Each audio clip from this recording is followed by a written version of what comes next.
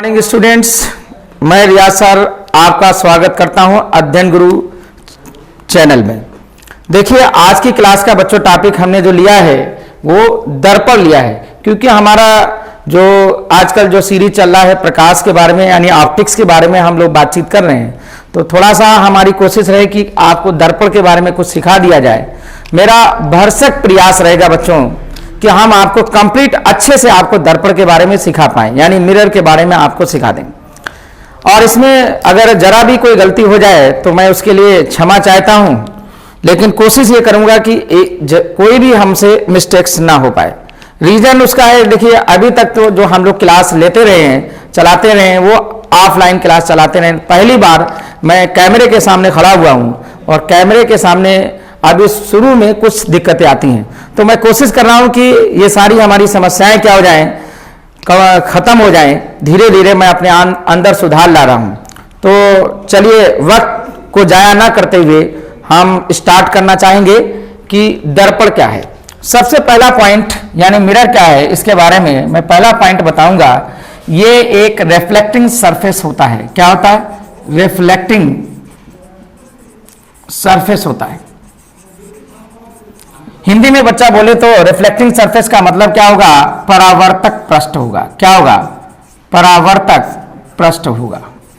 यह बात आप अच्छे से समझ लीजिए। क्या मैंने बोला? परावर्तक पृष्ठ।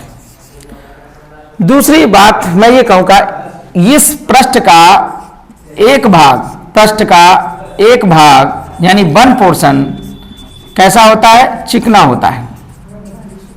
चिकना मतलब स्मूथ होता है, राइट। मैं इंग्लिश में बोलूं तो क्या होगा? स्मूथ होता है। बच्चों, मैं ड्यूल लैंग्वेज का इस्तेमाल कर रहा हूं, Hindi and English.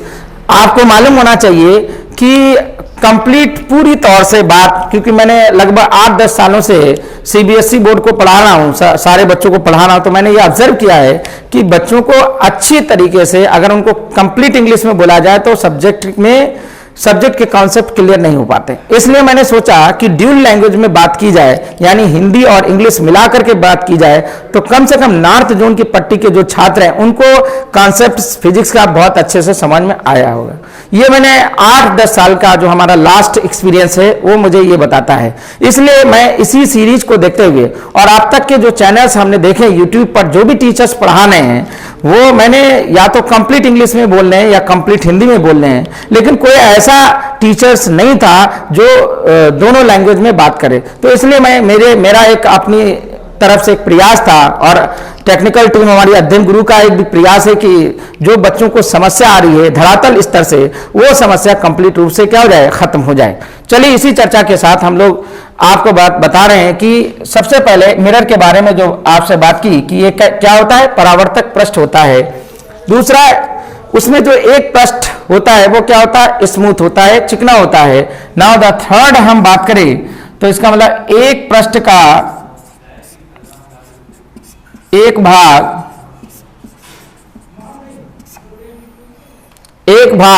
Polish surface होता है। कैसा होता है? पॉलिश्ड सरफेस होता है। हमने बताया था बच्चों परावर्तक पृष्ठ में इससे पहली वाली क्लास में कि उस पर रेड ऑक्साइड की पॉलिश कर दी जाती है।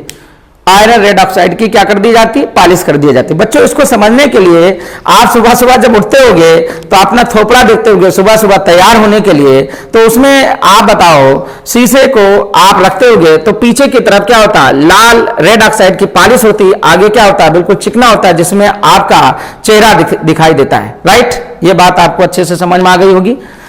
तो ये तीन इसकी प्रॉपर्टी है कि पहला मैं कहना चाहता हूं कि परावर्तक पृष्ठ यानी ऐसा पृष्ठ जो प्रकाश को क्या कर सके? रिफ्लेक्ट करा सके, यानी परावर्तित करा सके। बात समझ में? प्रकाश उसके ऊपर पड़े और प्रकाश से क्या हो? वो परावर्तित हो सके। तो पहली चीज तो मैं ये बताना चाहता हूं, परावर्तक पृष्ठ हो। दूसरा क्या? पृष्ठ का एक भाग क्या होना चाहिए? चिकना और स्मूथ होना चाहिए। पृष्ठ का जो दूसरा भाग है वो कैसा होना चाहिए? पॉलिश सरफेस होना चाहिए, यानी red oxide, iron red oxide की क्या होनी चाहिए? पॉलिश होनी चाहिए। तो ये कभी कभी एग्जाम में क्वेश्चन पूछा जाता है किस चीज की पॉलिश होती है? आंसर होगा आयरन रेड ऑक्साइड की पॉलिश होती है, right.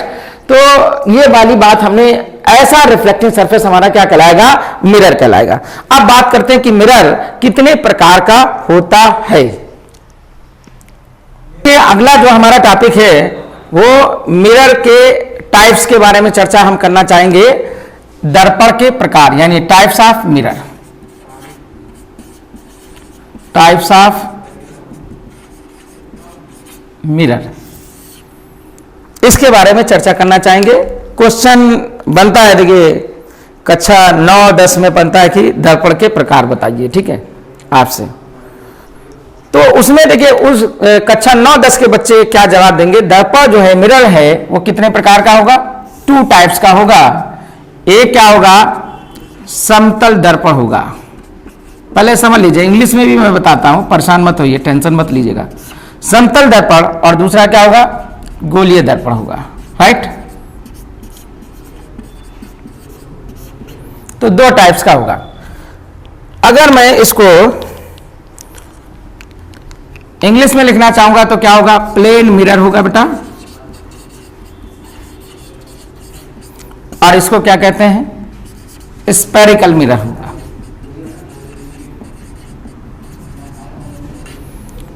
So if the question is asked in home exams like types of mirror, तो आप बताएंगे there are 2 types। पहला क्या होगा, प्लेन मिरर, दूसरा क्या होगा, स्फेरिकल मिरर। अब देखिए बेटा, स्फेरिकल मिरर भी हमारा कितने टाइप्स का होगा, 2 टाइप्स का होगा। एक हमारा क्या होगा,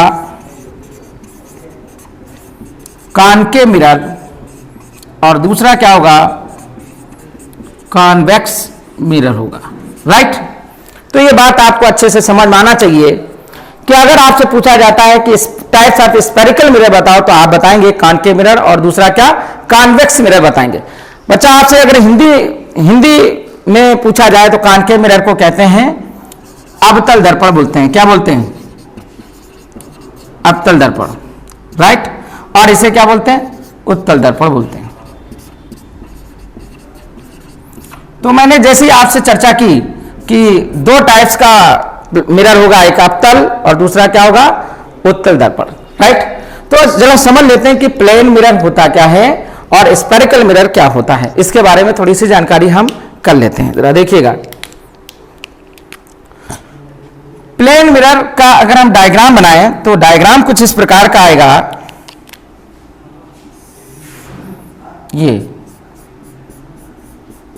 ये देखिए, इस टाइप का जो सरफेस है वो क्या कहलाता है, रिफ्लेक्टिंग सरफेस यानी परावर्तक पृष्ठ, जिसमें एक तरफ क्या होता है, ये वाला जो पोर्शन होता है वो क्या होता है बच्चा लोग, स्मूथ होता है।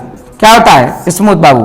और ये वाला क्या होता है, कैसा होता है, पॉलिश सरफेस होता है। कैसा होता है, पॉलिश सरफेस। बात समझ में आ गई। इसके ऊपर क्या होता है, रेड ऑक्साइड की पॉलिश कर दी जाती। तो ये समझो। लेकिन टेक्निकल टर्म में हम लोग प्लेन सरफेस को समझना चाहेंगे कि प्लेन मिरर क्या होता है। टेक्निकल टर्म की अगर हम बात करें तो यानी ऐसा मिरर जिसकी फोकल लेंथ क्या हो, इनफाइनाइट हो, और रेडियस ऑफ कर्वेचर क्या हो, इनफाइनाइट। अब शॉक लगेगा बहुत से बच्चों को कि सर ऐसा क्या शब्द बोला जिससे हम समझ ही नहीं पाए कि प्लेन मिरर जिसकी फोकल लेंथ क्या होगी, इनफाइनाइट, और रेडियस ऑफ कर्वेचर इनफाइनाइट होती। ये जो हमने आपसे बात की, तो ये किस प्रकार आपने ये बात कह दी है। हम कैसे आइडेंटिफाई करें कि जिसकी फोकल लेंथ इनफाइनाइट हो और जिसकी रेडियस ऑफ कर्वेचर इनफाइनाइट हो, तो उसको हम क्या कहेंगे, प्लेन मिरर कहेंगे, राइट। जरा आगे देखिएगा, हम समझेंगे कि कॉनकेव मिरर क्या होगा। कॉनकेव मिरर में मतलब आप देखेंगे, नोटिस करेंगे, नोटिस क्या करेंगे, यानी एफ इसका जो होगा वो क्या होगा, नेगेटिव होगा। रेडियस ऑफ कर्वेचर भी हमारा क्या होगा, नेगेटिव होगा। और यहां पर देखिएगा फोकल लेंथ हमारा क्या होगा, पॉजिटिव होगा। रेडियस ऑफ कर्वेचर भी हमारा क्या होगा, पॉजिटिव होगा, राइट। तो ये देखिएगा, ये वाली जो सीन है, ये जो हमने आपको बताई, ये वाली जो सीन आपको बताई है, ये वाली, ये f is equal to infinite, r is equal to infinite, ये वाली जो सीन है, ये आपके कॉम्पिटिटिव एग्जामिनेशन में भी पूछा जाता है कि बताओ कॉनकेव मिरर, यानी देखिएगा एयरफोर्स टाइप के एग्जाम्स में ये पूछा जाता है, या पॉलिटेक्निक के एग्जाम्स में पूछा जाता है कि अवतल दर्पण की फोकस दूरी बताओ, ऋणात्मक होती है या धनात्मक होती है। तो आपको जवाब क्या देना होगा, नेगेटिव होती है। और यहां पर अगर आपसे पूछा जाए कि कॉन्वेक्स मिरर का फोकल लेंथ क्या होगा, पॉजिटिव, रेडियस ऑफ कर्वेचर क्या होगा, पॉजिटिव होगा, राइट। इसी तरीके से प्लेन मिरर के बारे में अगर आपसे पूछा जाए तो फोकल लेंथ क्या होगा, इनफाइनाइट, और रेडियस ऑफ कर्वेचर भी हमारा क्या होगा, इनफाइनाइट होगा। लेकिन यहां पर प्रश्न चिन्ह बन जाता है कि सर ये कैसे संभव होता है, कैसे आप कह पा रहे हो कि ये इनफाइनाइट होगा, ये नेगेटिव होगा और ये क्या होगा, पॉजिटिव होगा। जरा इसके बारे में चर्चा हम करना चाहेंगे। मैंने आपसे पहले ही कह दिया है कि पूरे इंटायर फिजिक्स में आपको कुछ भी एक शब्द भी रटना नहीं है, आपको सिर्फ समझना है। देखिए धीरे धीरे मैं 11th 12th के ऊपर अभी फोकस कर रहा हूं, इसके बाद कुछ दिनों में मैं बीएससी का भी फिजिक्स स्टार्ट कर दूंगा, तो आप बने रहिए हमारे साथ, ठीक है। तो यहां पर आपको यह समझना है कि कैसे हम ये कहें कि प्लेन मिरर का focal length infinite, radius of curvature infinite, concave mirror का फोकल लेंथ नेगेटिव और रेडियस ऑफ कर्वेचर नेगेटिव, यहां पर फोकल लेंथ पॉजिटिव और रेडियस ऑफ कर्वेचर क्या है, पॉजिटिव, कैसे हो जाता है। आइए हम इस बात को समझें। देखिए बच्चों, जो हमने अभी आपको दिखाया था कि focal length negative, focal length positive और ये किस तरीके से होता है, इनफाइनाइट होता है, हम लोग इस अगले वीडियो में इसकी चर्चा करेंगे। तो बने रहिएगा हमारे साथ, जुड़े रहिएगा अध्ययन गुरु के साथ और सीखते रहिएगा फिजिक्स रियाज सर के साथ।